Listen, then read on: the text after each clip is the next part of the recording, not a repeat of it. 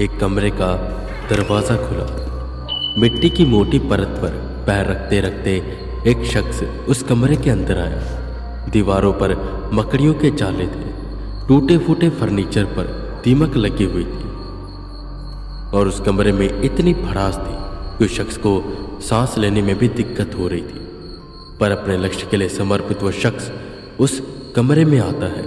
एक मेज पर से धूल हटाकर उस पर एक कांच का जार रखकर और एक टूटा सा सोफा खींचकर उस मेज के पास लाता है।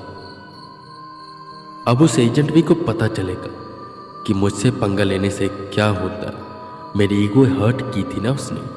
खुद को बहुत बड़ा गोस्ट हंटर समझता कि उसके पास बहुत सारी ताकतें हैं। उससे बेटर इस दुनिया में कोई हो ही नहीं सकता। पर एक बार जहां मैंने देवा की आत्मा को कंट्रोल किया, फिर इससे मैं एजेंट वी की वो जो अहंकार है, उसका जो वो घमंड है कि वो बहुत ताकतवर है, उसे तुड़वाऊंगा। उस एजेंट वी को भी मेरी ताकत का अंदाजा नहीं है।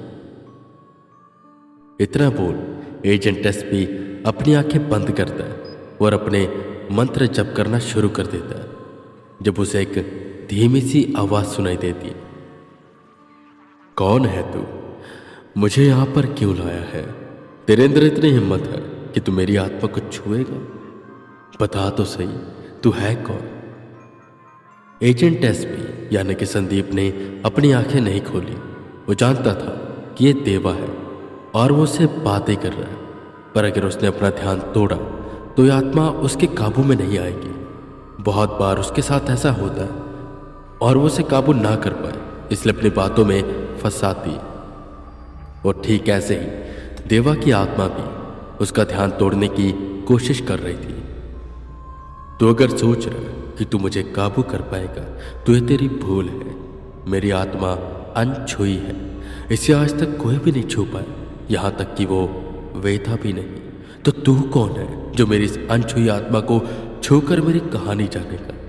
मेरी कहानी मेरी है, उसमें दर्द है, पीड़ा है, और ये किसी और को दिखाने के लिए नहीं बनी। तुझे मैं कह रहा हूं, दूर हो जा, वरना अंजाम बहुत बुरा होगा।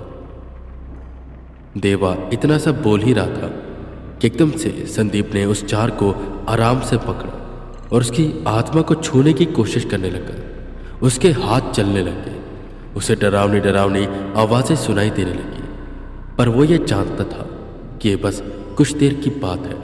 उसने अपना ध्यान नहीं तोड़ा, वो कोशिश करता रहा कि तब उसका हाथ सामान्य तापमान पर आ गया। आसपास से आती आवाजें शांत हो गई और उसे कीड़ों की आवाज सुनाई देने लगी। ऐसा लग रहा था जैसे रात है। उसी में किसी के तेज कदमों की आहट ने संदीप की आंखों को खोला और जब उसकी आंखें खुली तो जो उसने देखा उससे वो हैरान हो गया। वो एक अलग सी जगह पर था। मिट्टी के पुराने घर थे, लालटेन जल रही थी, आसपास बहुत से लोग थे और उसमें से एक आदमी जिसने सफ़ेद धोती पहनी थी, खाकी रंग का कुर्ता पहना था, सर पर शिखा थी और आधी सफ़ेद मूंछें। वो एक दरवाजे के सामने खड़ा बार बार चक्कर लगा रहा था, जिसकी कदमों की आवाज़ से संदीप की आंखें खुली थी। वो शख्स के पास गया। हेलो अंकल, ये कौन सी जगह है? उसने पूछा। वो आदमी संदीप की ओर बढ़ता रहता है। वो ऐसे बर्ताव कर रहा था जैसे वो संदीप को देख ही नहीं पा रहा और ना उसे सुन पा रहा। वो संदीप की ओर बढ़ता रहा और बढ़ते ही बढ़ते वो संदीप के आर पार हो गया और ये देखकर संदीप बिल्कुल हैरान हो गया। ये उसके साथ पहली बार हुआ था। उसने आज तक इतनी आत्माओं की कहानियां जानी थी, पर आज तक इतना साफ विजन उसे कभी भी नहीं दिखा था। ये तो ऐसे लग रहा था कि जैसे संदीप देवा की कहानी में ही आ चुका है और उसकी कहानी का ही हिस्सा बन चुका है। खैर, वो आदमी जो बार बार उस दरवाजे के आसपास चक्कर काट रहा था, उसके कदम एकदम से रुके जब उसने बच्चे के रोने की आवाज़ सुनी। उसके चेहरे पर उलझन सी थी, जैसे वो समझने की कोशिश कर रहा था कि अंदर जो रो रहा है वो बच्चा है या बच्ची। वो थमा हुआ था कि एकदम से दरवाज़ा खुला। दाई माँ गोद में एक बच्चे को लेकर बाहर आई और उस आदमी को थमाते हुए बोली, शास्त्री जी, बेटा हुआ है, बेटा। ये सुन वो आदमी, जिसकी पहचान अभी के लिए संदीप को पता था कि शास्त्री जी है, वो खुश हुआ। अपनी जेब से उसने पैसे निकालकर दाई माँ को दी, आसपास खड़े लोगों को दी। और वहीं उसी दरवाजे के पास एक लड़का खड़ा था। उसने भी शिखा रखी हुई थी और उसकी उम्र यही करीबन 5 साल की लग रही थी। उसकी नाक पर गुस्सा था, जैसे वो चाहता था कि उसकी फिर से बहन आ जाए, भाई नहीं। खैर, बेटे का जन्म हुआ। पूरे गांव में खुशियां खुशियां आई, क्योंकि वो धर्मेंद्र शास्त्री जी का बेटा था। धर्मेंद्र शास्त्री जो गांव के इकलौते पंडित थे और बहुत ही ज्ञानी थे। उनके घर में दूसरे पुत्र का आगमन हुआ था और इससे सबको उम्मीद थी कि शास्त्री जी के जाने के बाद अब उनके काम को ये दोनों संभालेंगे। और शास्त्री जी की सिर्फ उनके गांव में ही नहीं, बल्कि आसपास के गांव में भी काफ़ी अच्छी छवि थी। वो काफ़ी ज्ञानी थे और किसी के घर में भी कोई भी दुविधा थी, चाहे वो ग्रहों की हो या भूतों की, ऊपरी साया या कोई शैतान, सब उनके पास ही आते और उनका गांव उनके नाम से जाना जाता था। पर उनके पास इतनी जिम्मेदारियां थी कि वो हर जगह नहीं जा सकते थे। तो लोगों को उनके बेटे से भी उम्मीद थी कि शायद वो आगे का काम संभालेंगे।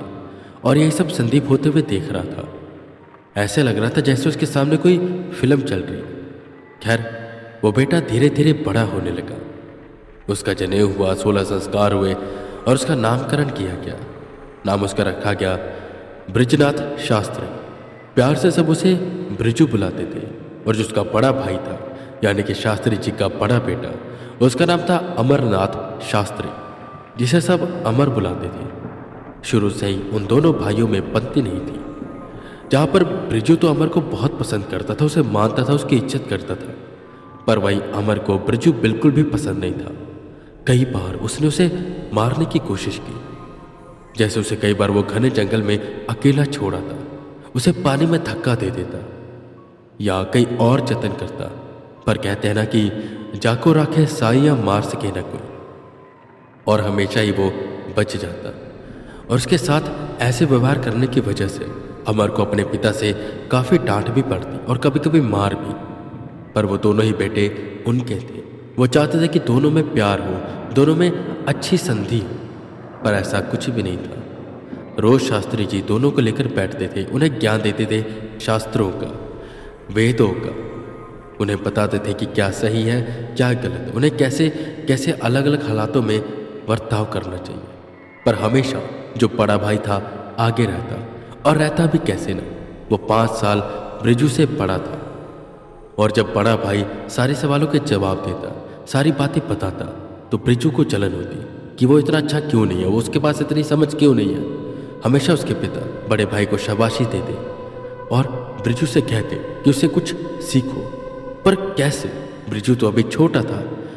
ये बात हमेशा बृजू को खलती कि वो पहले क्यों नहीं पैदा हुआ। जो पहले पैदा होता है उसके पास ज़्यादा समय होता है ज़्यादा चीज़ें सीखने का।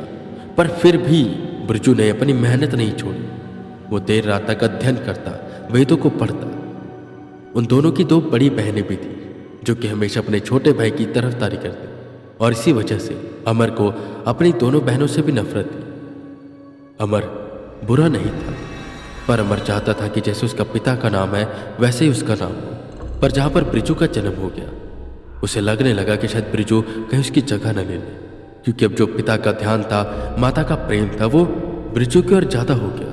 और वो ये जानता था कि ऐसा होगा, इसलिए वो नहीं चाहता था कि उसका कोई भाई हो।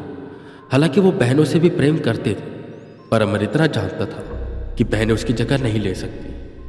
पर खैर, ये नफरत आगे जाके कितना बड़ा रूप लेगी, और कैसे पंडित के घर में पैदा हुआ बृजनाथ शास्त्री, जो भी वेदों का ज्ञान ले रहा, शास्त्रों की समझ कर रहा, वो बड़ा होकर काला जादू करेगा, एक मशहूर तांत्रिक बनेगा और बनेगा देवा। और यही अभी संदीप भी समझने की कोशिश कर रहा था कि आखिर ऐसा क्या हुआ जो बृजनाथ शास्त्री बन गया देवा।